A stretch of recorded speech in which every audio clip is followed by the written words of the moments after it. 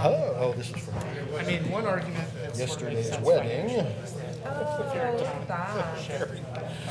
I'll put that into the charity fund. A very, very cute couple yesterday. and they do support it and have That must be a real, technically cover us, but be not. yeah, like a real lovely thing. Do you enjoy it? Yeah, I do enjoy it. To the point where I make sure that I dress up a little bit. I never know if they're going to. Yeah, it's nice if you are. But yesterday we were an Indian couple and they dressed up. So it was And it's right in here. almost. Like 30 seconds.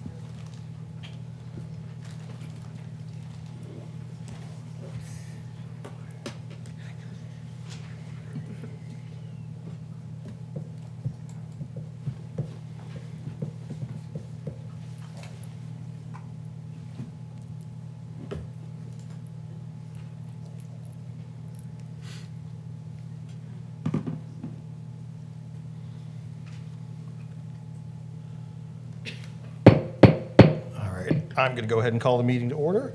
Ms. Barber, will you please call the roll? Ms. French? Here. Ms. Ornelas? Here. Mr. Snavely? Here. Mr. Vinch? Here. Mr. Bracken? Here. Ms. Franklin? Here. Mayor Smith? Here. All right, we will begin with the Pledge of Allegiance. If you care to join us.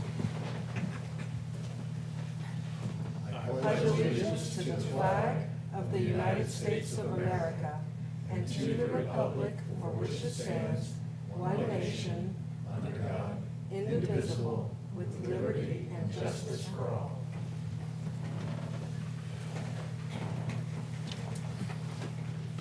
All right, may I have a motion to approve the agenda? So moved.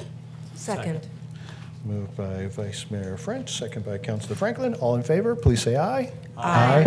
Opposed? All right. We will begin tonight with public participation, and I have a proclamation to read.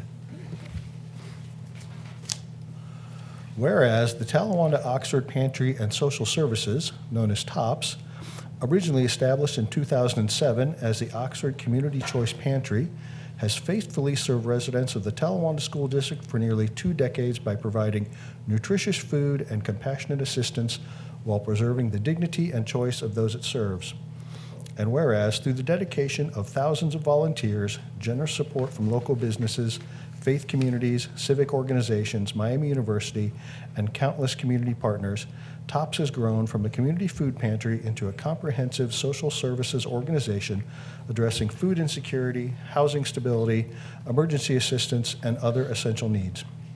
And whereas throughout its history, TOPS has demonstrated extraordinary resilience and innovation by expanding its services to meet the evolving needs of the community, including maintaining uninterrupted food access during the COVID-19 pandemic and strengthening its impact through the integration of the Family Resource Center in 2024. And whereas in 2025, TOPS assisted more than 1,700 households representing over 4,300 individuals, including more than 1,600 households served through the food pantry, delivered more than 4,300 food boxes to homes throughout the Talawanda School District, and helped families build greater stability and self-sufficiency through housing support and emergency assistance. And whereas the opening of the new TOPS facility at 5445 College Corner Pike in July 2026 represents a significant investment in the well-being of the Oxford and Talawanda communities, expanding access to essential resources while reflecting the generosity, collaboration, and shared commitment of residents, volunteers, donors, community partners, and local governments to ensure that all members of the community have the opportunity to thrive. Now therefore, I, Michael Smith, Mayor of the City of Oxford, Ohio, do hereby proclaim Friday, July 17th, 2026 as TOPS Grand Opening Day. In the City of Oxford, and the City Council expresses its sincere appreciation to the staff, volunteers, donors, community partners, and supporters whose generosity and commitment have helped improve the lives of countless individuals and families, and extends its best wishes for TOPS' continued success and strengthening our community for generations to come. And if there's someone who would like to take this, I can bring it down.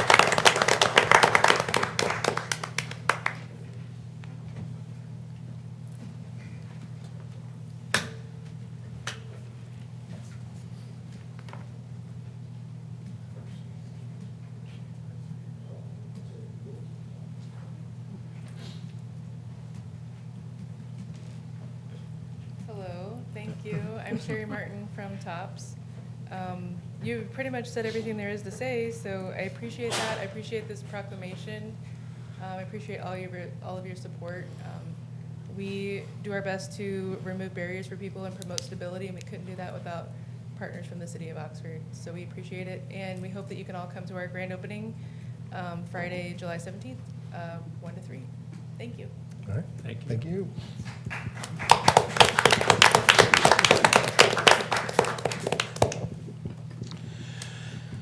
Moving on to public comments. Anyone wishing to address council about items not on the agenda or on the consent agenda, please come forward at this time and state your name and address for the record, and we will give you 5 minutes.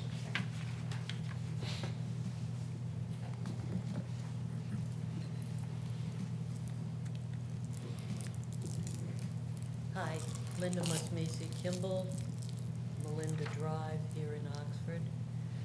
I want to revisit the questioning of the Flock ALPR cameras in our city. Maybe council members have looked into the reasons other cities have canceled their contracts with Flock Safety since the last council meeting. I believe the risks to our rights and privacy and those of all others are not worth taking. It's not just a matter of a few bad actors.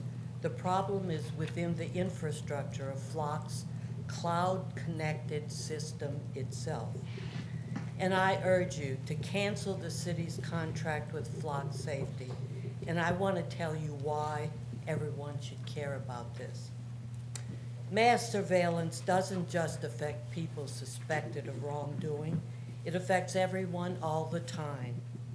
Then there's the government tracking of daily movement, which is fundamentally at odds with American values of liberty and privacy. ALPR data has already been used to monitor gun ownership, cannabis use, reproductive rights, immigration, business rivalry, and political activism. And finally, once surveillance infrastructure is in place, its use inevitably expands to new purposes. Flock's ALPR cameras aren't like your normal traffic cameras, like speed cameras or red light cameras that only take a photo when a specific violation has occurred. ALPR cameras are always on and constantly photographing any car that drives past, making it possible to create comprehensive records of everybody's comings and goings. And that data can reveal very private details about our lives. This surveillance technology records and tracks every car that comes into view, and then an AI algorithm catalogs and stores the information. This personal information is then uploaded into a nationwide database that any law enforcement agency with a Flock contract can search, with few, if any, regulations or oversight on how they use what they find. It's fair to say that a nationwide video surveillance network is contrary to the guarantees in our Constitution. And it doesn't matter which company has its creepy cameras in their community. They all have the same problems: a lack of transparency, oversight, and regulation into how they collect, store, use, and share our data, and how to hold public and private actors accountable if they abuse it. Just think about how much someone could learn about your life if cameras tracked your whereabouts wherever you drove. We've already seen how this mass surveillance tool can be weaponized and abused by law enforcement. This is unprecedented spying, and Flock's system motivates customers to share their data. Some cities have discovered that despite thinking they had turned off out-of-state sharing, Flock was still enabling access for law enforcement agencies across the whole country. Flock also recently made several changes to its contractual terms and conditions that appear to reduce cities' and towns' control over their own data and to shift power from their customers to the company. I don't think that law enforcement should be using license plate readers to retain information on where people are going and when, unless their vehicle is on a legitimate hit list of wanted vehicles. People have a legitimate expectation of privacy in the record of their physical movements. And you know, the case law that established what you do in public is public, that rested on the use of isolated, single-location cameras, not on a ubiquitous network that monitors us nearly everywhere in real time. So I don't consent to being watched. I don't consent to having records of my whereabouts being stored and shared with who knows how many others and for whatever purpose. And importantly, I don't want my community to be part of this national network of surveillance cameras. I want transparency, accountability, and privacy. It's bad enough that an autocrat holds the power of this presidency. I would sorry, hope your that 5 minutes are some up. semblance of a democracy would allow us freedom of movement in public without watchful cameras of a nationwide surveillance system. Thank you.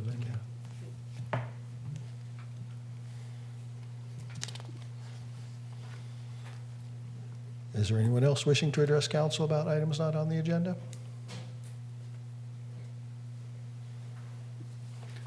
All right. Seeing none, we will move on to the consent agenda. May I have a motion to approve the consent agenda? So moved. Second. Moved by Vice Mayor French, second by Councilor Franklin. Are there any items to be removed? All right. Seeing none, all those in favor of approving the consent agenda, please say aye. Aye. Opposed? All right. We will move on to resolutions. Ms. Barber, you may read the first resolution. A resolution authorizing the city manager to amend the scope of services for Strand and Associates and include construction engineering services for a new water treatment plant and amending the not-to-exceed value for their contract. Motion to adopt. So moved. Second. Moved by Vice Mayor French, second by Councilor Franklin, and we'll go to Mr. Dreisbach. Good evening, councilors. As you know, the City Council recently approved a contract for a new water treatment plant for softening of the city's water supply through membrane systems. And this was a $24.8 million contract. So we're getting things lined up for construction to begin. And one of the items we need to reconcile is who is going to be inspecting and performing construction engineering services for this project. So we've been working with Strand and Associates since day one, many years ago, to evaluate different technologies for softening, whether we should regionalize our drinking water systems with other agencies, and ultimately the final design for the new plant.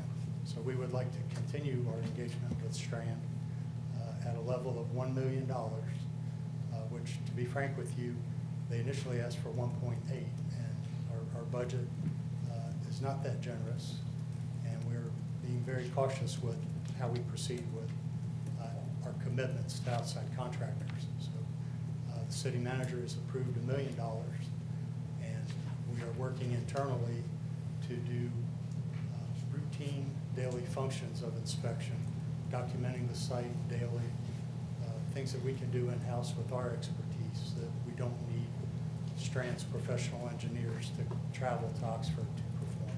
So, we're trying to limit their contract to $1 million, which seems like a lot, but we are trying to limit that. And there's a listing in my report of the services they would provide. So we do have the money available in our budget, and we ask for your approval for that tonight. I'll be happy to answer any questions. All right. Is there anyone from the public who would like to address this resolution before council? All right. Seeing none, council questions and discussion? I have a question. I assume that the contractor that we chose to build the project has its own engineering capabilities. Are we hiring this engineer just as sort of another set of eyes to keep on the project to make sure that they're complying with the contract and we're satisfied with the contractor's work under the contract? Yes, we're hiring Strand for their professional engineering expertise to make sure that the product that is delivered by the building contractor meets all the specifications and designs, and we're getting what we pay for. Right, so, but Strand isn't going to be advising our contractor on how to design and No, implement? Strand, Okay, the design is complete, and Right. Strand is Okay. working solely for the city okay. as our agent, not for the Okay. contractor. Anyone else? That's good. All right, I think that's very wise. So, all in favor, please say aye. Aye. Opposed? All right, that resolution is adopted. All right, Ms. Barber, you may read the next resolution. A resolution authorizing the city manager to enter into an agreement with Cronin Ford North LLC for the purchase of 2 replacement fleet vehicles. Motion to adopt? So moved. Second. Moved by Vice Mayor French, second by Councilor Franklin. And Mr. Dreisbach. We have $150,000 approved in our equipment budget to replace these 2 trucks for the service department. One is 19 years old, the other is 10 years old. We strive to get at least 10 years out of all of our vehicles. The 10-year-old truck is used very hard on a daily basis for yard waste pickup to all our citizens. It drives a lot of miles, so we're getting 10 years out of that one. The other truck delivers construction equipment and heavy materials to construction sites. We got 19 years out of that vehicle, so we're pleased with that. Both of these new vehicles are on state contract, so we ask your approval to purchase them tonight. I'll be glad to answer any questions. All right, let me see if there's anyone from the public who would like to address this resolution before council. All right, seeing none. Council questions or discussion? Again, I applaud you on, we get the most out of our trucks and our vehicles, so. Yeah, the staff does a great job maintaining them. Yeah. I should have mentioned, they're also used for snow plowing and salting. And most cities, you see their trucks are ate up from salting operations. Ours seem to do pretty well. Take good care of them. Thank you. I'd also like to congratulate you on getting it under budget because it was originally budgeted for more than that amount. Thank you. Yeah. All right. All those in favor, please say aye. Aye. Opposed? All right, that resolution is adopted. Ms. Barber, you may read the next resolution.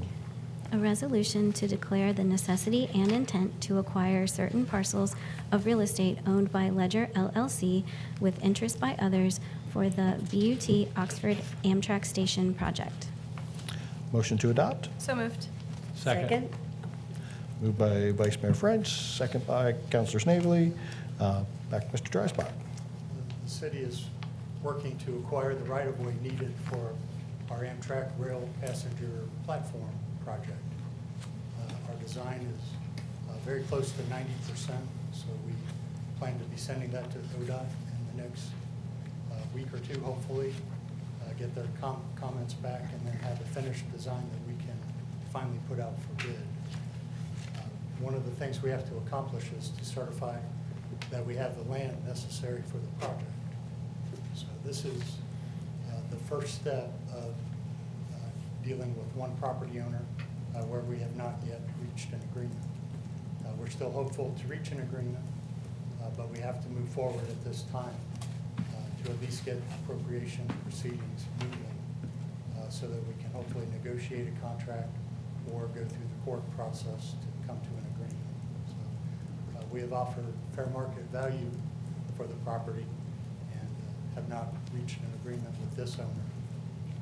We have 4 properties involved in the project. We've come to agreement with 2 property owners so far, and we will have an agreement, I think, with Oxford Township in the next week or so. So this is only the private property owner that we need to deal with, and come to an arrangement for the property we need. There's also first reading of ordinances tonight in conjunction with this. So this is a resolution of necessity, and with your approval tonight, that will start the appropriation process with first reading. So I'll be glad to answer any questions. All right, see if there's anyone from the public that would like to address this resolution before council. All right, seeing none, council questions or discussion? Just like to say that it's good to see this moving forward. It's something we've been working on as a community for many years, and people still doubt it from time to time, but we're still moving forward, and this is an important step. Thank you. So is the standoff with the property owner due to being unable to agree to a fair market value, or is it a matter of principle? Does Not to the, speak for the owners, but two of their concerns, one are monetary. The second is the ability, if we get the land that we say we need, their ability to drive a full-size semi to service their Right. restaurant business, SDS. They're concerned that a semi won't be able to navigate through their lot. Our software says they will. It will take some skill by a driver, but it's an acceptable engineering practice for them to do that. Their software says they should be concerned about it. So we're hopeful we can still come to an agreement. okay, thank you.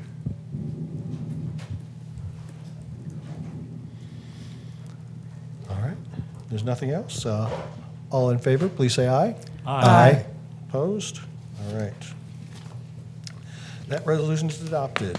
Ms. Barber, you may read the next resolution.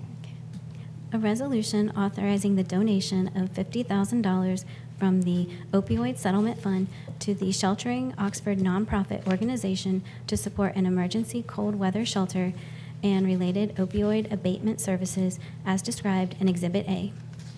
Motion to adopt? So moved. Second. Moved by Vice Mayor French, second by Councilor Snavely, and Good evening, Mr. Ms. Mayor Scott. and councilors. One of the adopted action items in the 2026 City Council retreat directed staff and the Housing Advisory Commission to explore funding options for an emergency cold shelter. For several months, the HAC, together with staff, have reviewed several potential funding sources to support a cold shelter operation. The opioid settlement was identified as a possible source.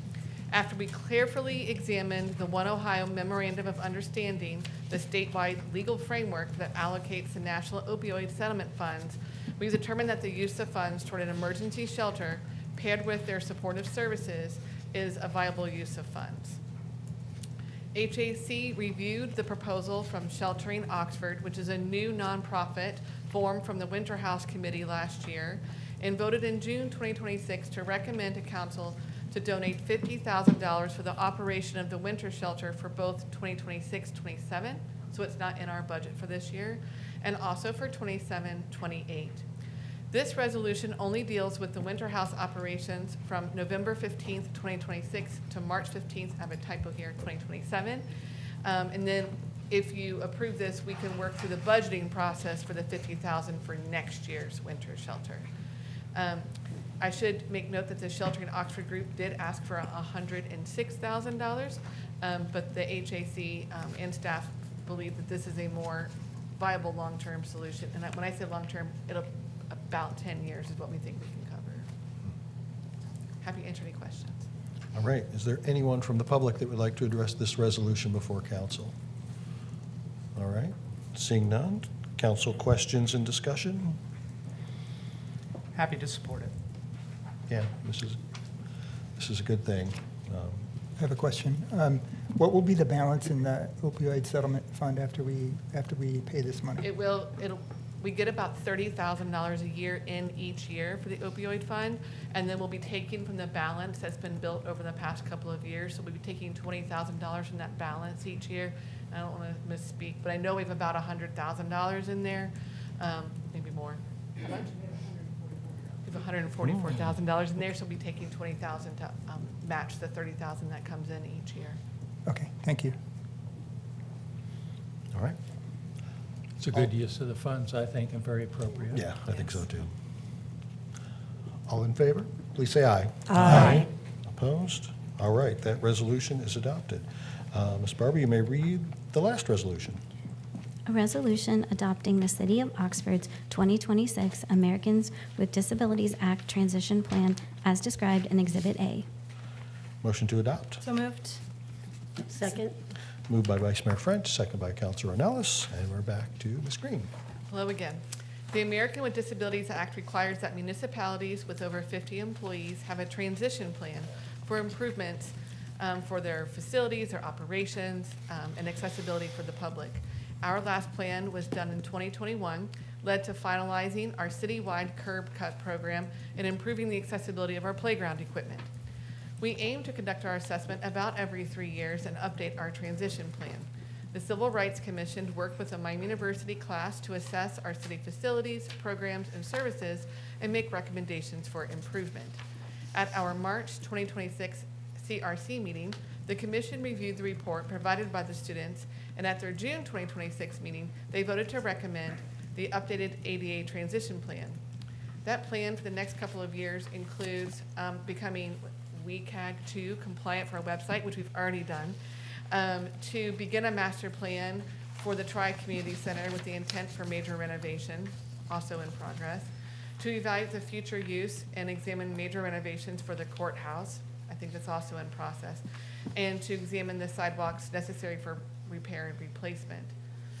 Looking into the future, they have improvements at the uptown parking lot to add a van accessible parking space, add curb cuts where appropriate, and ensure that the walkways are level.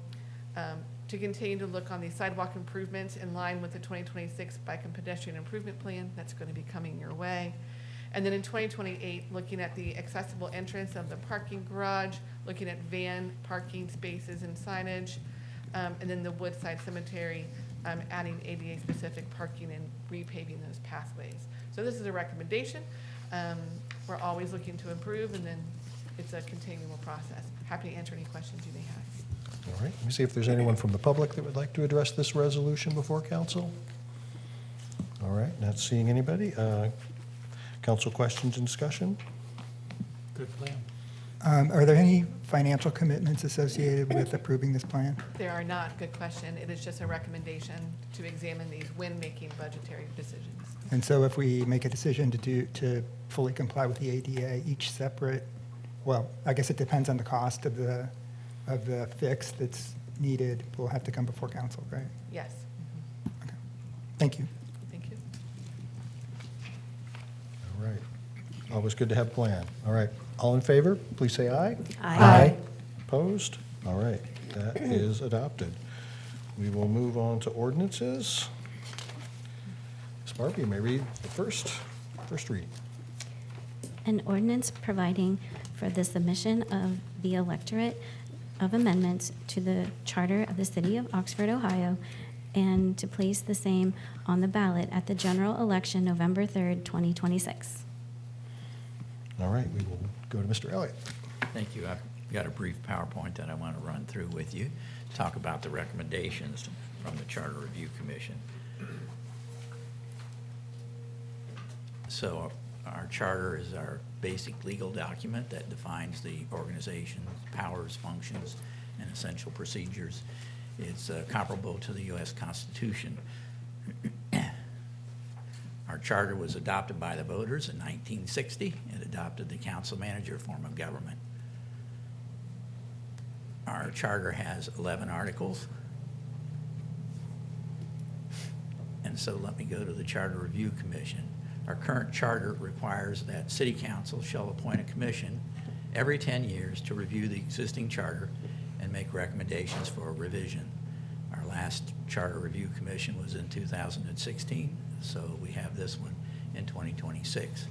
Our Charter Review Commission members, of course, Mayor Michael Smith, representing City Council, Vice Mayor Alex French, representing City Council, Alan Kiger, Carla Blackmar, and Kevin McKeon.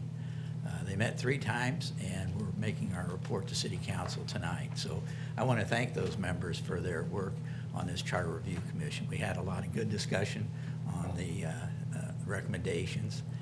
that I'm going to go over with you now. So the first one is to remove in section 211, powers of council, paragraph 4, all wording after the first sentence. So a prohibition of structures containing more than 3 dwelling units was adopted in 1976 in the Mile Square. And this prohibition was removed for the Uptown in 2007. But it still exists for remaining Mile Square properties, and it should be removed since planning and zoning codes and maps are a more effective method of implementing the city's comprehensive plan. And let me get caught up with my notes here. And I also wanted to share with you that in our code, we have restrictions such as building height, number of dwelling units, number of occupants per square foot, setbacks, and lot coverage are currently in the zoning code. So we feel that this should be removed from the charter. So that's the first recommendation. The second one is to remove section 2.12, utility users liable for their own uses and not for others. This section was adopted by the electorate in 1973 as a result of a citizen initiative. This provision prohibits the city from certifying a lien to the county auditor for unpaid city water and sewer fees. The city sends unpaid water and sewer bills to a collection agency quarterly. In 2025, the city sent a total of $20,000 to collections and collected only $3,000. So we're recommending that be removed. Recommendation number 3, revise section 3.04, publication of ordinances to require posting in one public place rather than at least 3. So this change aligns with the Ohio Revised Code section 731.21 titled Publication of Ordinances and Resolutions, which became effective on October 3rd, 2023. So we're just following state law with this recommendation. Recommendation number 4, revise section 3.05, initiative and referendum by changing from filing with the city auditor to city clerk. This revision is needed since the city auditor's position doesn't exist in the city of Oxford's form of government. So we're recommending that it be filed with the city clerk rather than the finance director. Recommendation number 5, revise section 4.01, appointment of city manager by adding the option of the city manager residing outside the city with the approval of city council. So this change aligns with the current Ohio law as stated in the revised code, section 9.481, which prohibits residency requirements for certain employees. Now, council may require residency through a contract. And I got to tell you that I do favor living where you lead, but we have to recognize that a state law which was effective in 2006 prohibits a municipality from requiring any of its employees to reside in a specific area of the state except for those employees that respond to emergencies and disasters. And what they allow is residency in a county or an adjacent county. So we're recommending that we revise that section to follow state law. Recommendation number 6, revise section 4.02, city manager duties, paragraph 7, by removing Civil Service Commission and adding Personnel Appeals Board. This was not picked up in 2016, but in 2016, the Personnel Appeals Board replaced the Civil Service Commission with the 2017 charter amendments. We still hire based on merit, but we have a Personnel Appeal Board rather than a Civil Service Commission. So that's recommendation number 6. Recommendation number 7, new section 9.07, recall. So this proposed change to this section replaces the statutory reference that we had to recall members of council with a detailed process for recall, since the statutory reference alone was found inadequate. And I included in my report to council a memo from the law director. So the statutory recall procedure is found under the Statutory Plans of Government, Ohio Revised Code, Chapter 705, rather than a separate chapter of Title VII, Municipal Corporations. So this section 705.92 of the Ohio Revised Code is generally not applicable to municipalities, particularly charter municipalities. And this is a quote from a court case. So therefore, the new section provides for a detailed recall procedure like what is provided in the charters of the city of Kent, Westerville, and Worthington. And I can share with you that at least during my tenure, 19 years, and probably before, I can't think of any council member that was ever recalled. So that's our recommendation number 7. The last recommendation, remove section 10.01, official bonds, and renumber subsequent paragraphs. Currently, only the finance director and assistant finance director are bonded. Removal of this section avoids the potential of a financial recovery from those two employees by the bonding company for a loss incurred and paid for by the bonding company. So if this provision is adopted by City Council and then by the electorate, the city would have the legal authority to expand existing coverage under the current errors and omissions and employee dishonesty and faithful performance insurance policies, Section 3.061 of the Ohio Revised Code, which was adopted in 2019. So that section in the revised code provides for this option rather than a bond. So those are our 8 recommendations to City Council. And so what you have here is removing 3 sections, including a partial one, revising 4 sections, and then adding 1 new section.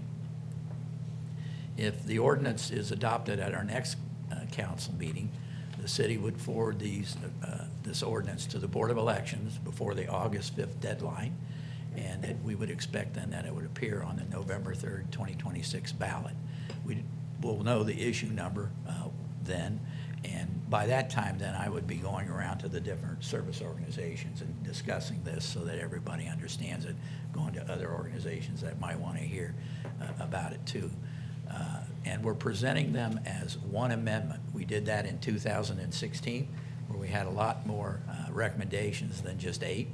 And it was adopted, I believe it was 67% in favor, 33 opposed, 33%. So, and we will put the current and proposed charter amendments on the city website in the news section. So, and I'd be glad to answer any questions you have. Hopefully, everyone will vote in the general election in November.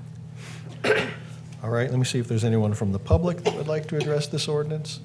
I realize that's kind of a lot to digest, but, all right, seeing none, council questions. So, I've been around for a long time, and I was here when the number 1 powers of council, paragraph 4, was adopted. And the reason that it was adopted was to prevent our town from becoming a bunch of apartment complexes. And it has served that purpose.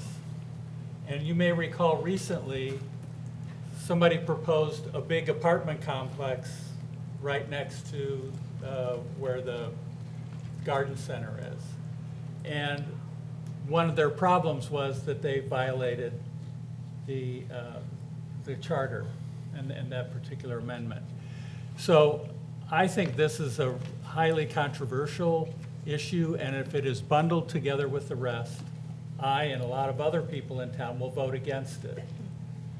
And so I would like to either remove that recommendation or separate it, because I still agree with the purpose of that amendment that was made by the public, and the public voted on it, and I think it got about 60% of the vote.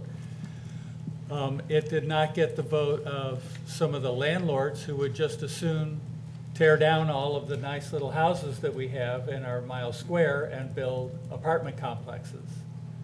And I think we have enough apartment complexes on the edges of our mile square, and we don't really need to turn the mile square into a bunch of apartment complexes, so I will be opposed to that.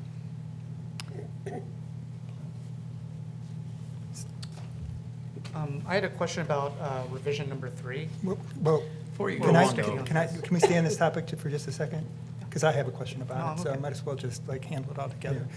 I agree 100% with what Bill said. So this is like you said, it's built into our Constitution that developers can't build structures or renovate structures to accommodate more than 3 dwelling units. No matter who's in power, no matter who's on council, no matter who the city manager is, those properties are protected. But if we take this out of the Constitution, and like now I understand what you're saying. You're saying it should be removed since planning and zoning codes and maps are a more effective method of implementing the city's comprehensive plan. I trust in your judgment and the current city council's judgment that we probably don't want to encourage more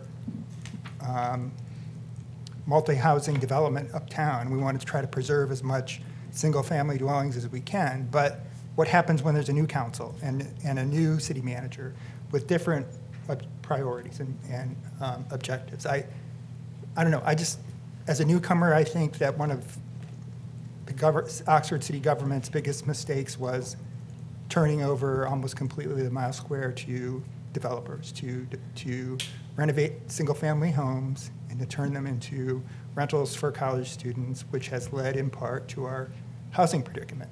And so I don't want to see any more of that. But so I agree that this is going to be controversial, and if it's tethered to the rest of the amendment, I think it could have the potential to sink the whole thing. Okay. And if I could, I might ask Sam Perry to make a few comments on this, because, like I said, we had a lot of discussion on this in our Charter Review Commission. Sam? Yeah, come on up, Sam.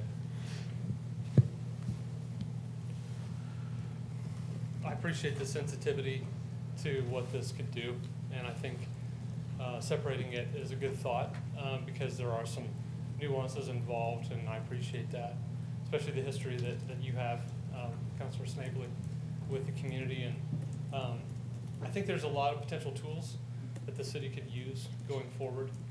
I think the concern of apartments, we probably need to consider there's other types of users of apartments as well. And having that rigidity in our charter does limit our potential for serving a lot of different type of clientele, and our inability to adapt to changing needs in the community, I think, is risky for us. I do appreciate the concern that with councilor changes, there could be less concern about maintaining the character of the community, and that's concerning to me too, as it should be. And but I think that other things like restricting the type of through development agreements, which is something we have not done a lot of. And as I recall, the proposal that was on, I think, Elm Street there, and there was another one on Sycamore, that were kind of the similar density, that raised the concern of the community, that were very student-focused. We may have developments that are not student-focused that could help with our housing needs in the future, that could be designed for working families, for things that we do need that are close to the urban core. In 2003, when the zoning code was changed, which essentially made the charter restriction irrelevant, and from then forward, it was very, very restrictive, and everything was being managed kind of indirectly by the Board of Zoning Appeals. And then there were more changes by the Planning Commission, and the restriction had gradually been loosened up since then. And through the use of different kinds of, you could call them workarounds in the fire code or the building code, there have been some apartment complexes done within the restricted area. But they've never really been for non-student type of development. And so I think that's the direction our comprehensive plan and our zoning code rewrite, which has been a long time in the making, and I apologize for that, will hopefully give us better direction on solving some of these challenges that I know Housing Advisory Commission and others have been interested in. So it would be interesting to see what the outcome would be to separate it out. But I do feel strongly that taking that out would make us more flexible in the future. So that's kind of a long comment, but Thanks, Sam. I hope that helps give a little background. Sam, can you clarify what portion of the Mile Square this original prohibition still applies to? It's everything but the 8-block area uptown. Oh. And there's a little bit north of Sycamore Street as well. That is, I believe, in that too. So the 8-block area, meaning, So High Street, High Church, Street. and Walnut. Okay. Yeah, from College to campus, okay. which is, it's almost the same boundary as the Uptown Historic District. So it's essentially 2 blocks wide and 8 blocks long. So if this were taken off, then like anything that is R4 would be eligible for more than 3 units. Correct. And how much of the mile square is R4? There's not any, I believe that the only R4 is actually south of Chestnut Street right now. So there's really not any in the area. But that, if council is open to it, that could change with the zoning code rewrite. But it's pretty easy to change the zoning. Correct. And that's the concern that I share as well. And so I think. All you through- need to do, in my opinion, all that needs to happen is for one big developer to come in and convince people he wants to build something, and then we'll change the council at that Yeah. time, not this council, but a future council, would just change the zoning to accommodate them, and pretty soon we've got a big 3-4-story, under whatever the limit is of height, apartment complex. And think of the Verge being 2 blocks off of High Street. Yeah. I mean, this is something that the reason that it's in the charter is to prevent this from happening. And the problem is that as councils change over time, you don't know who's going to be there and what whims they may have and what changes they may make on the fly. So I just think this is fraught with difficulty, and I think it was put in here for a really good reason, and it has served us really well.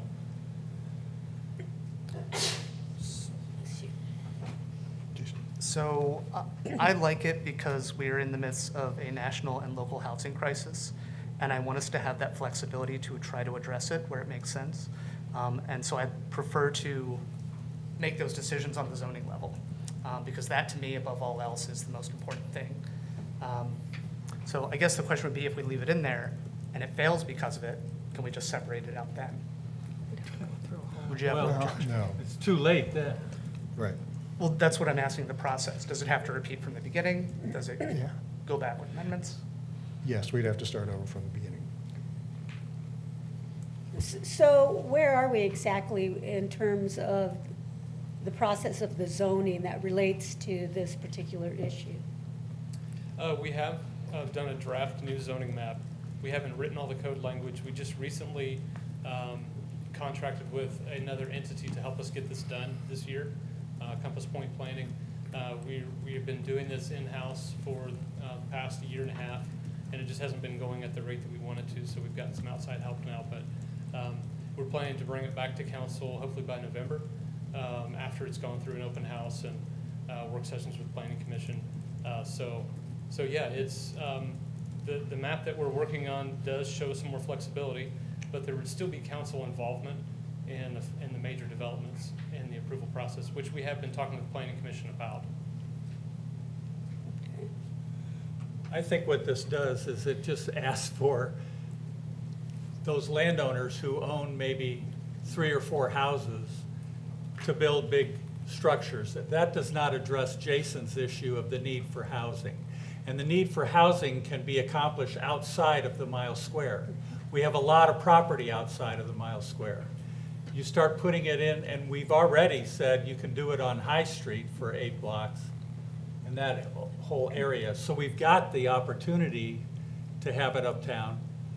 I just think we're opening Pandora's box because I trust y'all. I don't necessarily trust those who will follow you. I've seen councils change over the years, and some of them seem to be controlled on zoning, and boy, they do a really good job, and others would give developers whatever they wanted. And that's the truth. I just want to thank the committee for their hard work on that.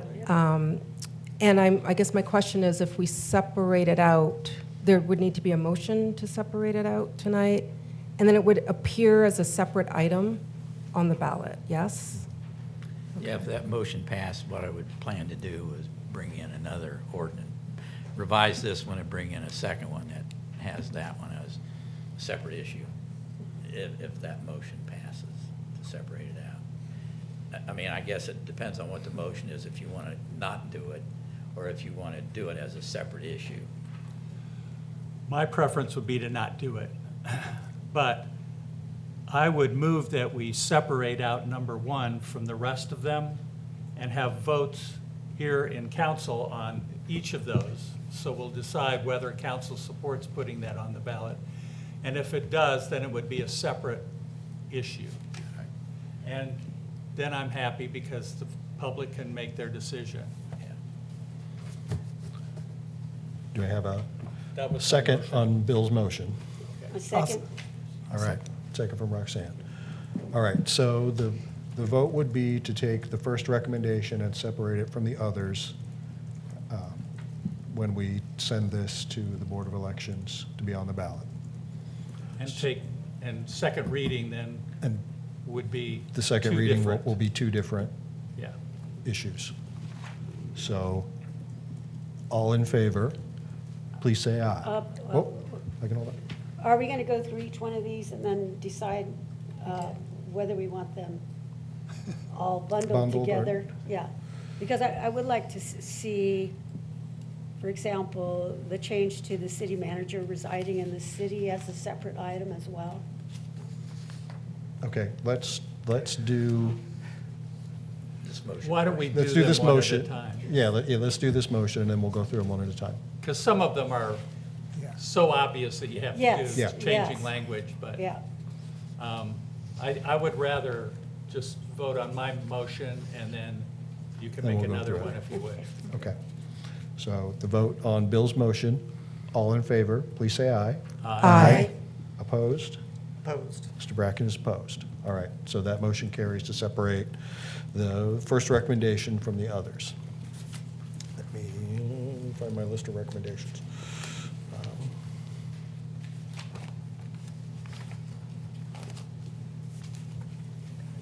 Yep. All right. What was the second one?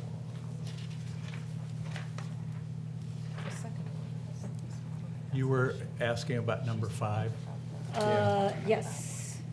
Yeah. I've been approached about this, regarding this particular issue, so I think it would be a good thing to do. It's been controversial. I had a public meeting, my quarterly public meeting with the people, and this issue came up. And a couple of people expressed concern and also would like to see it brought out as a separate item. So I'm following through on that request. So I would like to motion to have this number 5 pulled out as well as a Okay. separate item. Do I have a second to make recommendation number 5, which is the city manager residing in the city, a separate item? Maybe we could have some discussion. Yeah, we could have some and discussion. Understand it before. Yeah, we this would probably be a second it. good point. So if you'll withdraw your motion for the time being, Yes. Then we can Okay, maybe I'll discuss draw- it. Pull it back. I think the city manager should live in the city, that's great, but there's state law that says that we can't have a residency requirement in our charter, so to that extent, it seems pretty clear that we really don't have much of an option here. Yeah, But we Even can if the still address public, it through the. yes. even if And the if I public could- votes If to I- remove the requirement, What's that? it doesn't matter, because it would violate state law. And so I think, we're bound by the revised code. I mean, I'll defer to our legal counsel, but I think that the public can't overturn the Oxford community can't overturn a provision of the Ohio Revised Code. Well, if it is state law, isn't it a moot point then? Yeah. Yes. It is. I mean, Counselor Finch is correct. Yes.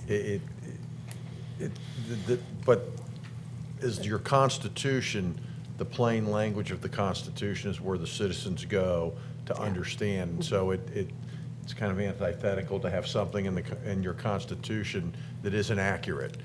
because then it leads to more questions and a lack of understanding. So I've seen places that have done it. I know a community up north where they changed their city manager section to reflect contract rather than enforce the residency rule, and the voters rejected it. But then in the next charter amendment, they approved it. So Well, the wording that we're proposing is, all we're adding is unless the council approved residency outside the city. Yes, not So that, we're, typically council has a contract with the city manager, I have a contract. And, council could agree that the city manager is gonna live in the city, and under contract, and we feel that's legal. yeah, I think that language actually redeems this a little bit, Yeah. so, I also think that given how hard it is to find housing in the city, even if someone intends to move into the city limits by contract, it might take them time to find suitable housing. We want to give people that flexibility, I think. Not only that, I think if somebody, let's say that somebody lived just outside the city limits in Oxford Township, it seems to me they could be the city manager and not have to move into town just to take that position. that seems fair there. But someone like going to Cincinnati or Westchester. Yeah. We have significant community members in the audience right now that Yeah. live just past that line. Yes. They're completely involved in the community otherwise. Yeah. Well, I kept my promise You to did. those out there. Good job, Roxanne. Yes. And that could be something when Doug makes the rounds to the organizations, he can clarify that one and where we are. Because we did discuss it a lot, that would be a point of negotiation with the city manager and contract, so. All right, I would rather do that and have that flexibility. Yes. yeah. Any other questions on that charter? All right, this is a first reading, so we will see this again in 2 weeks. I do have one Oh, more you have one question. more question? Okay. With respect to number 2, I assume the underlying assumption of that is that if this is enacted, then the city can place a lien on properties, correct? Yes. To enforce the, Yes. okay. Just wanted to be clear And about to that. my knowledge, I've looked at many charters, and I've never seen this in any charter except Oxford's. Now, keep in mind that they have introduced a bill probably each legislative session for the last 3 years, never gets out of committee, to take this away from cities, this ability to place a lien on for unpaid water and sewer bills, so. Yeah, I think there were some landlords who Oh, yeah, got together and yeah. wanted to. Well, this was a citizen initiative when it was put in, and it was definitely. They're citizens, too. landlord-driven. Yeah, revision 3, I just wanted to be clear, that is not just because we're trying to match Ohio standard language for that, but I think also because we've had newspapers come and go, and so sometimes we don't have 3 available, is that correct? It really doesn't have anything to do with newspapers, whether they come and go. I mean, what we have in our charter now is that we will do it in, I believe, 3 places, and we haven't been doing that.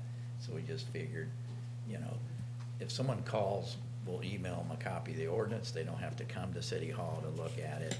But, for those that do not have a computer, they could come into City Hall and look at the ordinances and come up and ask for a copy of it. We'd be glad to give it to them.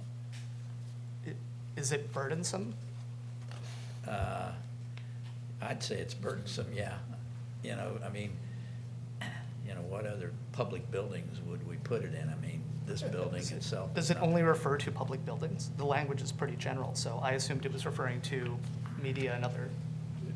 If I could address that, Please. it's a great question.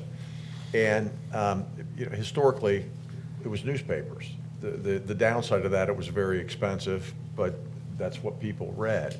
And what's interesting is that there are notice provisions littered throughout the Ohio Revised Code, and they're not consistent. So depending on what you want to do, you have to look to make sure what notice requirement there is. So as it relates to legislation, I think the thought process is that a community has some flexibility to say, how can we hit the most people, particularly in light of the fact that newspaper circulation is declining and there's so few print newspapers anymore. And so use of internet, which is how I think probably, I'm guessing, most people get their information now, so they can go to the website and get it, et cetera. Sure. My thinking is not that the information is not available. It's that the information is readily available, and we still have many members of the public who come up and go, I had no idea this was happening, even after 6 months of all sorts of things going out on social media, here and multiple meetings, and in newspapers. So, Well, and then we might get more than 60% of people to vote throughout the country too. I mean, that problem exists everywhere. Yeah. And our current charter basically says that we'll post it in 3 public places, publish, and, you know, we don't mention anything about newspapers, so we made that change, and we're just asking to eliminate the other 2 places, because we haven't been doing it, you know, but that's up to city council if you agree with that recommendation or not. So I think at least now we would put it in the Oxford Free Press No. as a location. No, that's not what we're proposing. The No, charter I'm does- asking, do we do that now? No, we do post not, it? because we're following the Well, charter. we should, though. Well, I guess that was my question as well. Like, it doesn't, number 3 doesn't really specify where the publication of this one public notice is going to take place. And, I mean. The charter does, it says publish means posting, Right. So we can do that Existing charter. online. yes. That's one place. But it seems to me if we have a newspaper in town, it makes some sense to support that newspaper with a posting there. But there would be costs associated with that, whereas posting it on the internet is free. And then long live the Oxford Free Press, but, you know, what happens if it can't be sustained as long as we would like it to be? And it's in the charter that that's where we're going to put it. well, I don't think we'd specify them, but the- community newspapers, generally, if we're trying to specify. But also, I don't think the cost would be prohibitive, right? That's nothing to us. Just to be clear, the charter currently doesn't say post on the internet, No. right? No, but we It says, what does it say? It just says, uses the word Publication. post? Here, I'll read it to you. Ordinances passed by council shall be published except as otherwise required by law. As used in this section, publish shall mean to post copies thereof or a summary of such adopted legislation on the city's website and in not less than 3 of the most public places in the city as determined by council for a period of not less than 10 days, and to take such other actions as provided by council. Okay, so it does say publish on the website, or post on the website. That's probably fine. I mean, even at one point, I think before we renovated the city building into the police station, we had a notice board in front of that building, and we literally tacked up the agendas on that notice board. I remember that. You know, so, but I haven't heard any outcry that it's gone away, and I'm not quite sure where we would, you know, nail up our agenda notices in public. Could be copies in there at the administrative building. Well, we're not talking about agendas, we're talking about ordinances. Right, the Yeah. ordinance. Yeah. So I can foresee people, if we do this, I'm not saying it's not the right thing to do, but people are going to say, I don't have access to the internet. I mean, that's a fairly common complaint by citizens, that they don't have access to the internet, they don't know how to use the internet, they don't have a computer. And so that's why I think the default mechanism has always been, or has usually been, publication in a newspaper of general circulation, right? Because, I mean, you have very little excuse not to know, you know, you can access the paper rather easily. So I mean, I'm not saying that we shouldn't change the charter this way, but I just foresee that there's going to be complaints from members of the public that I don't know how to use the computer. How That's just the burdensome, reality. well, we're not doing it, so that's a problem to begin with, but is it that burdensome? I mean, it just seems like a easy default to make sure that the community is as well informed as can be. And if they're not, we can go, well, we did post it here, we posted it here, we posted it here. Sounds like we're only doing it on the internet now. I know, and No, I we think that's. posted 2 at City Hall. We posted City Hall. Yeah, I mean, And the library.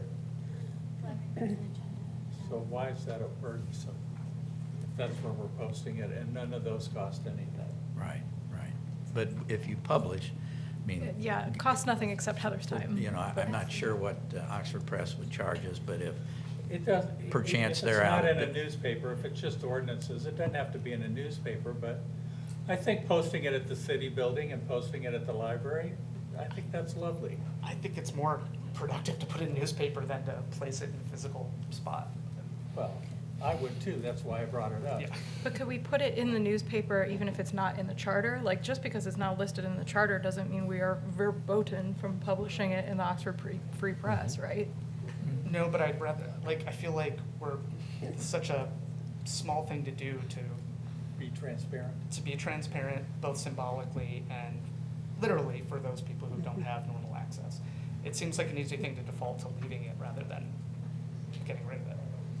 So are you are you gonna move to eliminate number 3? I was about to, I was gonna let discussion go on a little more if they wanted to. but- I have a suggestion that there's a workaround here, which is, if you were comfortable amending the charter, you could also create a code section in your administrative code that would allow flexibility then that you could adapt to adjust as time goes by, so you don't have to go through the ordeal of a charter amendment every 10 years.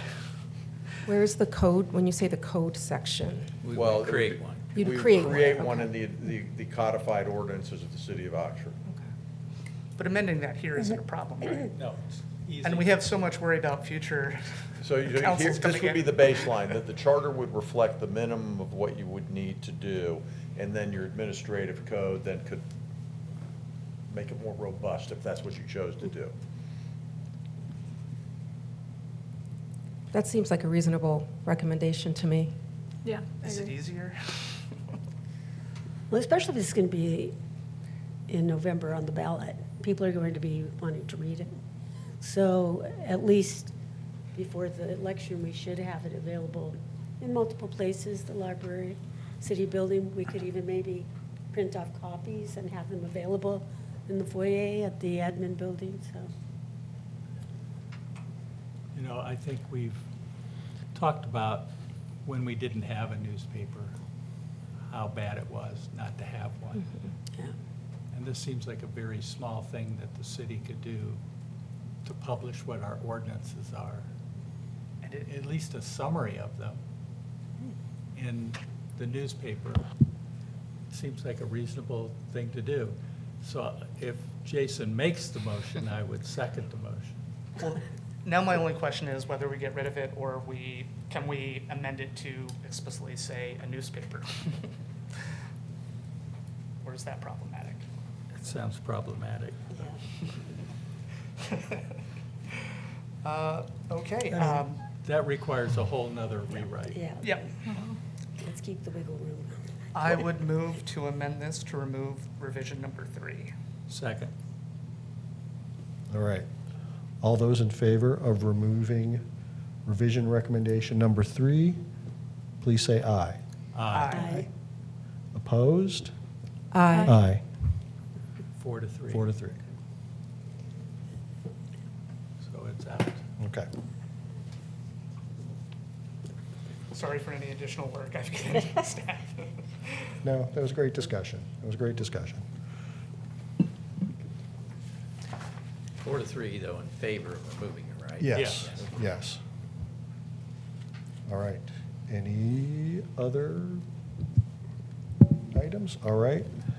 Then we will, like I said, first reading, we'll make amendments, come back in 2 weeks. All right. Good discussion. Good discussion. It's the charter. We should have good I have a discussion. question of clarification. I'm a little confused. So on 3.04 of the proposed charter amendment on publication, when you say remove, are you saying remove it from the ordinance? No, we're saying remove it separate. from Remove the recommendation, right? No, we're not saying separate it. We're just saying, let's not have it go to the voters. Okay, Yeah. all right. And As leave opposed it to as 3 public separating. places. Okay. Yeah. I guess my assumption was that we were just separating it. No, mine was for removal. Yeah, Do we I mean, need that's to- not going to change my vote. it doesn't change mine either. Okay. Yeah. All right. Ms. Barber, you may read the next first reading. An ordinance authorizing the city manager to enter into an easement agreement with the Board of Education of the Talawanda Local School District for the planned construction of a passenger rail platform. All right, Mr. Dreisbach. Tonight, we have 4 first readings dealing with properties. Good news, 1 settlement, 2 are housekeeping items, and 1 is appropriation. So this one is good news, settlement. Thanks to Assistant City Manager Green for having negotiations come to fruition with the Talawanda School Board. So we have an agreement with them that addresses their needs for the Nelson Morrow building, and our needs are addressed for the land and temporary easements that we need for the Amtrak passenger rail project. We're proposing a payment to the board of $16,711, and that buys us our temporary easements as well as the land we need in front of the Nelson Morrow building. So we ask your approval so we can proceed with this agreement after second reading. All right, let me see if I'd like to there's answer questions. anyone from the public that would like to address this ordinance before council. All right, seeing none. Council questions and discussion? Just excited to see this moving forward, and Jessica, thank you for your negotiating powers. All right, we will see this again in 2 weeks. All right, Ms. Barber, you may read the next ordinance. An ordinance authorizing the city manager to enter into an easement agreement with Southwestern Ohio Senior Services Incorporated, a nonprofit Ohio corporation, now known as Maple Knoll Communities Incorporated, for the purpose of an easement for the construction of the Oxford Area Trail System Phase 6. All right, Mr. Dreisbach. This is a huge donation from the good folks at the Knolls of Oxford. They've donated an easement that will allow for construction of the Oaks Trail Phase 6, all the way from Contreras to Fairfield Road, at no cost to the city. So I don't know what the value of this is. I would guess it's near 6 figures, if not greater than 6 figures. So thank you to the Knolls of Oxford for that. Because there was no money transfer, we did not bring this to council at the time. And we need to show this in our table of easements and our codified ordinances. So we're bringing this to you tonight simply as a housekeeping item so that it will appear in our table of easements. Be glad to answer any questions. All right, is there anyone from the public that would like to address this ordinance before council? All right, seeing none. Council questions or discussion? Fantastic. Thank you for the donation. That's incredible. Very much appreciated. Yeah, it's nice to get It's a good very big community win. spirit, Yeah, yeah. All right. And I think it really is an amenity to make you want to live at the Knolls, as far as I'm concerned. And I think one of the reasons that Owl's Landing has taken off is because the path goes through there, and you have easy access to it, so. I'm always mystified when people don't want it anywhere near them, and it's like, why? I agree completely, but that wouldn't stop many from asking for, Yeah, Yeah, monetary compensation. that's true. all right, we'll see this one again in 2 weeks. Ms. Barber, you may read the next ordinance. An ordinance authorizing the city manager to enter into an easement agreement with Clausen Properties 1 LLC for the purpose of an easement for the construction of the Oxford Area Trail System Phase 5. All right, back to Mr. Dreisbach. So again, this is a housekeeping item. The trail is already constructed through this easement. It's been recorded. A relatively small dollar amount, just over $7,000. So again, this is a housekeeping item so that the easement is recorded in our table of easements in our codified ordinances. All right. Is there anyone from the public who would like to address this ordinance before council? All right. Seeing none, council questions? So I know that in the easement, there's all these thenceforth from this feet to that feet, and where is this? It's approaching the high school in the back area of, off of 27th South. In Behind back, the Pepper Off Park? of University Park Boulevard, where the trail approaches the high school. Okay. Thank you. I didn't know he owned that. Yep. All right, we'll see this again in 2 weeks. Ms. Barber, you may read the next ordinance. An ordinance to appropriate certain real property interest owned by Ledger LLC with investments by others for the BUT Oxford Amtrak Station project. Mr. Dreisbach. So the city council approved the resolution of necessity this evening. So this is the next step, first reading of an appropriation ordinance. The city requires a 19-foot wide strip, basically, along the south side of the property, SDS Pizza, as it's known, abutting the Talawanda Nelson Morrow building. So we've done our best to work with the engineers to minimize the absolute minimum take that we can do and still have an effective project. So again, this is the first step. We will continue to work and negotiate with the owners and hopefully come to an agreement. But we'll continue with second reading at the next council meeting if we're not able to do so. Be glad to answer any questions. All right. Anyone from the public who would like to address this ordinance before council? All right, seeing none, council questions? All right, seeing no questions on this one, we will move to the next ordinance. An ordinance amending ordinance number 3844, supplemental budget ordinance number 4, to make supplemental appropriations for fiscal year 2026. Hey, Heidi? Sorry, just choked a little. Good evening, Mayor and Councilors. Tonight we are asking for a few budget adjustments. The first is to appropriate money from the general fund to cover the cost of the contract to clean the new uptown restroom. Goodness, I apologize.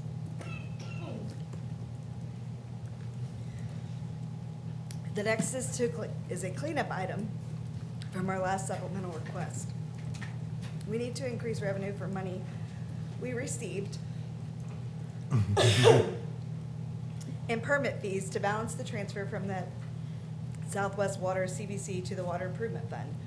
This money has already been received, but needs to be included in the revenue budget in order for our report to balance with the county.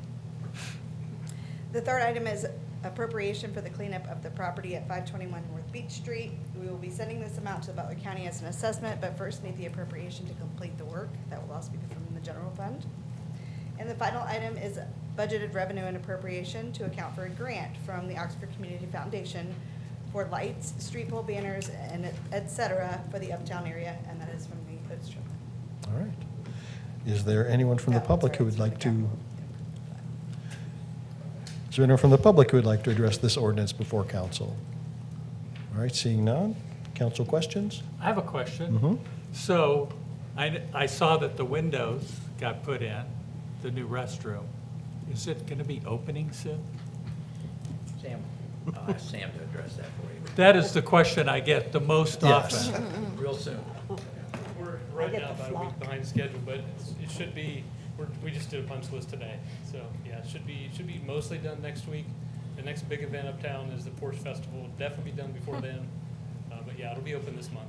Okay, Yeah. thank you. Yay. A lot of people will be happy. Shall we schedule a first flush? Although it does make you make friends with some of the shopkeepers. Yes. Vegetable section. It will, hopefully. All right, if there are no other questions about the budget ordinance, we will move on to second readings. Ms. Barber, you may read the first second reading.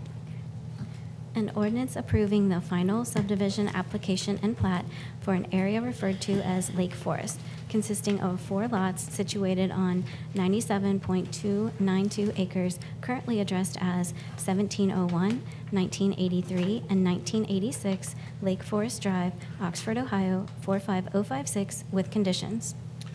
Motion to adopt. So moved. Second? Moved by Vice Mayor French, second by Councilor Nellis. And we will go to Mr. Perry. Thank you. No changes since the first reading. The only thing is additional information in response to Mr. Cook's question about the traffic impact. Both of these are both related. So we put a memo in there from the city engineer just talking about the fact that there were not any public improvements triggered by these developments in this area. All right, is there anyone from the public that would like to address this ordinance before council? All right, seeing none, any council questions or discussion at this point? All right, Ms. Barber, you may call the roll. Ms. Ornelas? Yes. Mr. Snavely? Yes. Mr. Vinch? Yes. Mr. Bracken? Yes. Ms. Franklin? Yes. Ms. French? Yes. Mayor Smith? Yes. All right, that ordinance is adopted. We will move on to the second one whenever you're ready. An ordinance approving the final subdivision application and plat for Lake Forest Cove, Section 1, consisting of 36 lots situated on 17.462 acres, currently addressed as 1701 Lake Forest Drive, Oxford, Ohio, 45056, with conditions. Motion to adopt. So moved. Second? Moved by Vice Mayor French, second by Councilor Ornelas. We'll go back to Mr. Perry. No changes on this one either. This one would create 34 building lots if it's approved for the developer there at the end of South Point Parkway, where it connects with Lake Forest Drive. All right. Is there anyone from the public that would like to address this ordinance before council? All right, seeing none, any council questions or discussion? Does this have sidewalks? Yes. Thank you. It's just my job. I have to ask. All right, Ms. Barber, you may call the roll. Mr. Snavely? Yes. Mr. Vinch? Yes. Mr. Bracken? Yes. Ms. Franklin? Yes. Ms. French? Yes. Ms. Ornelas? Yes. Mayor Smith? Yes, that ordinance is adopted. All right, we will move on to announcements and communications, and I'll start with Mr. Elliott. I'm going to pass tonight, thank you. All right. Mr. Dreisbach? Nothing tonight, thank you. Lieutenant? Nothing tonight. Nothing right? Chief? Smith? Just quickly, Mayor and councilors, as the sunburn on my face would indicate, it was a long week last week for the annual Freedom Festival, a signature event, and it could not have been accomplished without the help of so many. So I wanted to take the opportunity to thank our police department, our fire department, service department, even our sustainability office, who helped with some of the setup as well.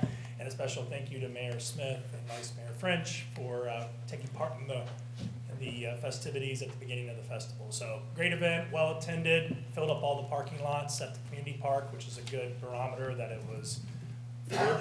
So it was a hot one, but it was a great show, and I got a lot of positive feedback. So big thank you to everyone in the city, all my colleagues that assisted to make it happen, and we'll run it back next year. So, and then lastly, my last reminder for the public listening session for the skate park design concept, which will be Thursday, July 16th at 5:30 at the Tri.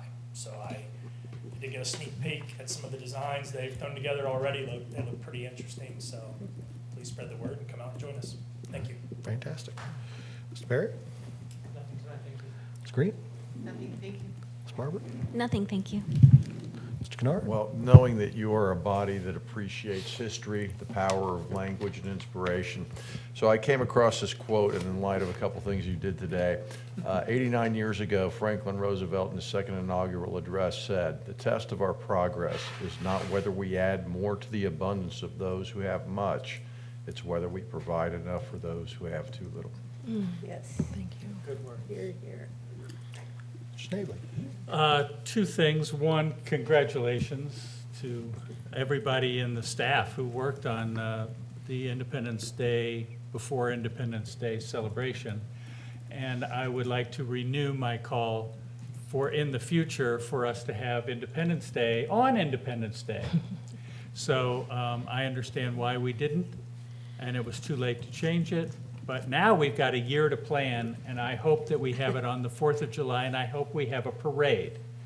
And I think we could do that. We've had one in the past, and as long as we don't rely on the Masons car show for for the thing, I think it could work.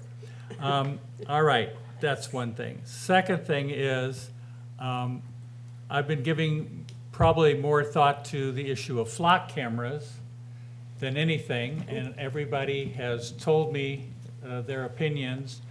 I have thought about it a lot because, as I said last time, I think if somebody had kidnapped my granddaughter or something, I'd want to have the flock cameras in use.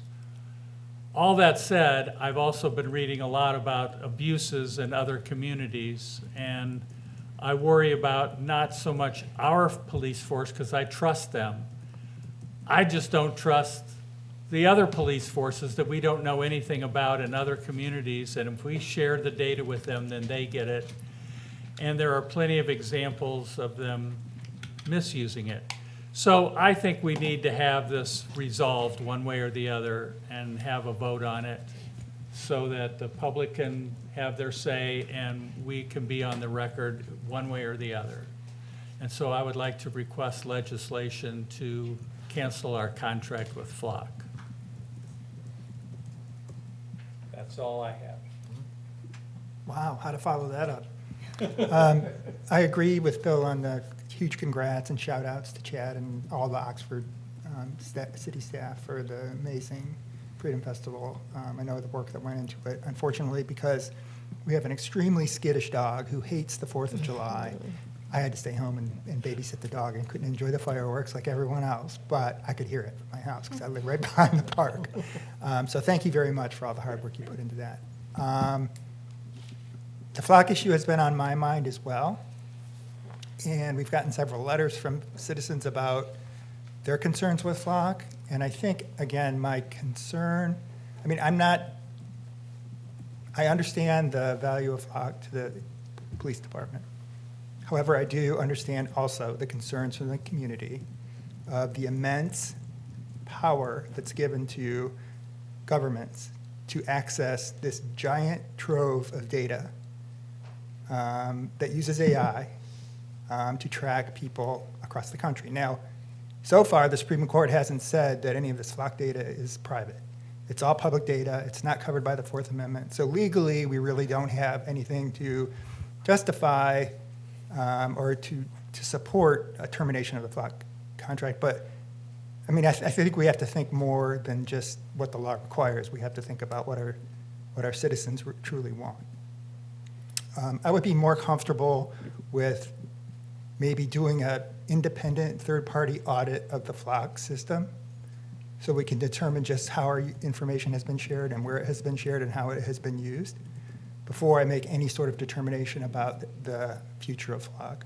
Although I am much more sympathetic now than I was before the last council meeting about the concerns from citizens about flock. Okay, I will, I guess, follow trend.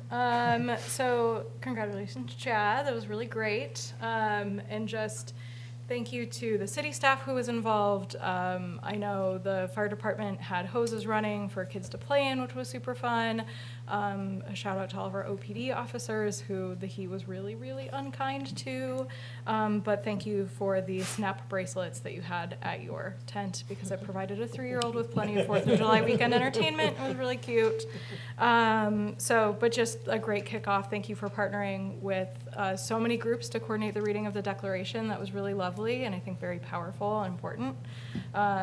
Speaking of really awesome community events, we do have Red Brick Friday coming up on the 17th, so that is Friday night, before our next council meeting. So looking forward to seeing everybody for the beach staycation on the bricks. And yeah, that's all I've got for tonight.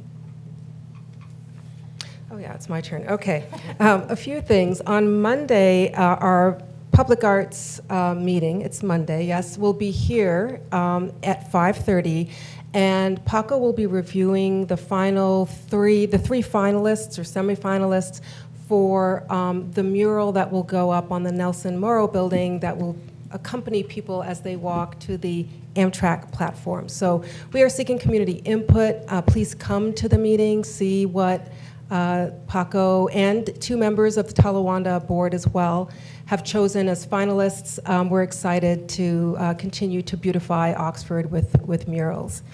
And when is that? Pardon? When is that? It's Monday at 5:30. Thank you. You're welcome. And also, I just want to thank different facets of our community, whether people donated land for the Oach Trail or granted easements through negotiations, asking for money, which is their right to negotiate as well. We couldn't do this without various community members. Sometimes the process is easier for staff than others, but for everyone who has at some point said yes to an easement, whether through donation or negotiation, I really want to thank the community. I also want to reflect on how privileged I feel to be part of this body and the community that we have, the people who are willing to talk, the people who are willing to listen. And, you know, it's a hell of a thing to change positions in public. I understand why it's hard for elected officials to do it. And I think that our civic discourse, political discourse, is so cynical that when people do shift, there are questions about, hypocrisy or things like that. And our law director knows. The first couple times I talked to him about Flock, sort of in passing, and then we had one real substantive conversation. My early views were like, it's a tool, and it is. It's a tool that can be helpful.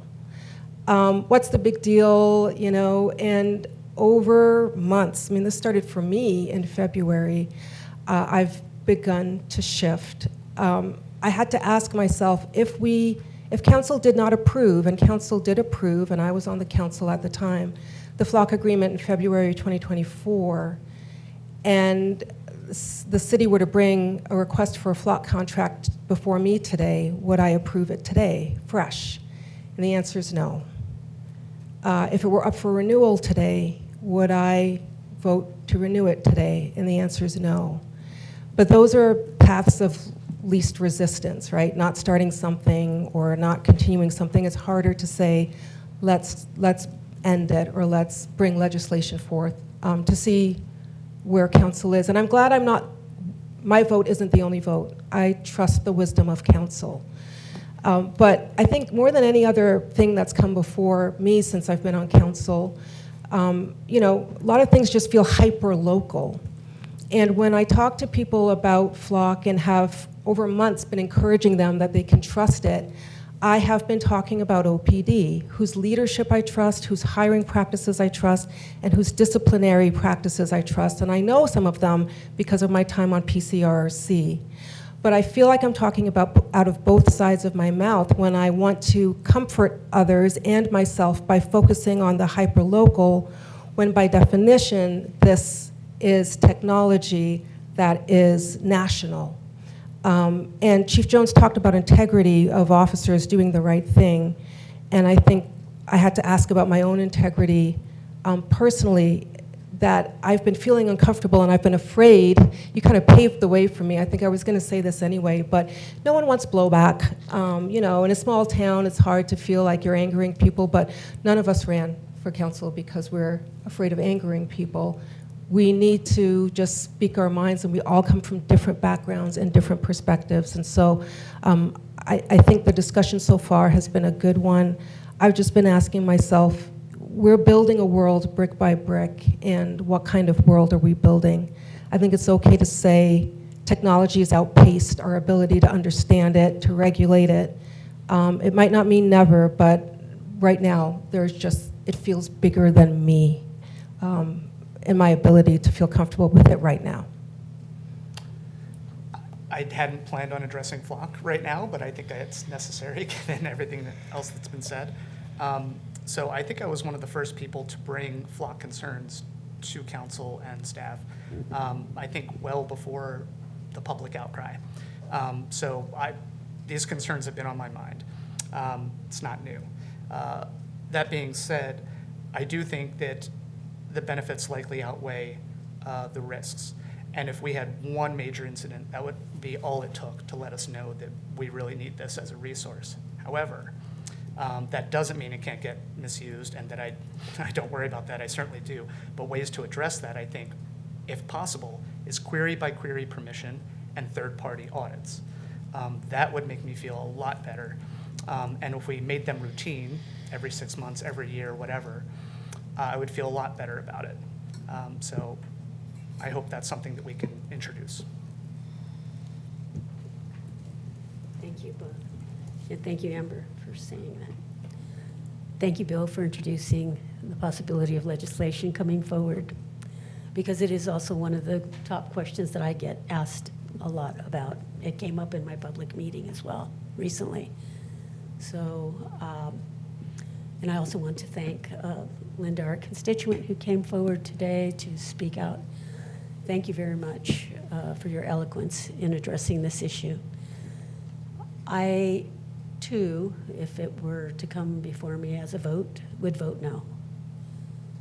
And this has to do with a lot of research that I've done and conversations that I've had, including with people I know who are in law enforcement outside of this city.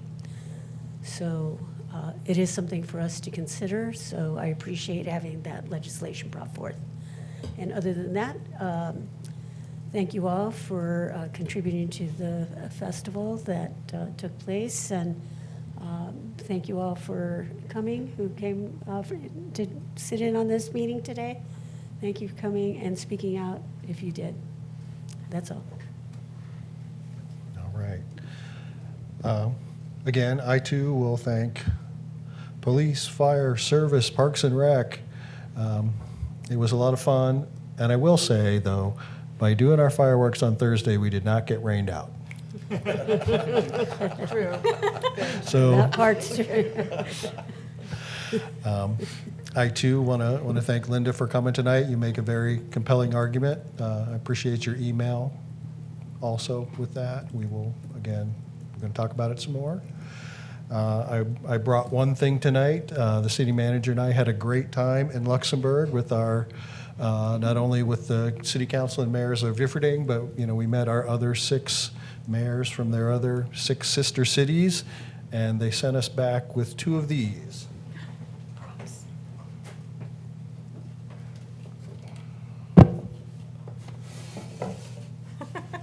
I already know what it is. Lovely bottle of Pinot Grigio, and it has the Different Donge logo on it. Wow. Enough for all of council. Yeah, so at some point, we will find a time when we're all together and we can share it. And the other one is on display in the city building. So it was quite the ordeal to get these back in our luggage, and it cost a pretty penny, but I think it was worth it. So if someone would like to make a motion to adjourn, So moved. Second? all in favor, please say aye. Aye. Very nice. That's nice props. I'm going to Chicago tomorrow. Yay. I can't wait. Oh, good food, good music, good. Yes. Cocktails, the lake, Funny. The oddest places. Beat the juice bar, coffee shop, Lively meeting tonight. the Mediterranean I'm a little store, bummed about that third one. I should have, I mean, the amount of should have, would have, could have. olive oil. Like, we should have had Heather. Some of the best olive oils in a little store.